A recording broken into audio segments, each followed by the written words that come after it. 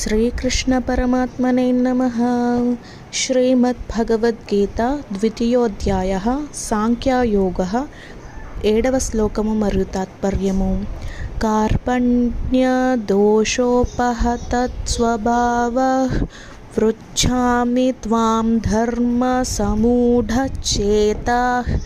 యార్చేయః స్యానిశ్చితం బ్రూహి తన్నే శిష్యస్తేహం షాదిమాం త్వాం ప్రపన్నం. తాత్పర్యము. కార్పణ్య దోషము పిరికితనమునకు లోనైన స్వభావమును కోల్పోయి గిలగిలలాడుచున్నాను.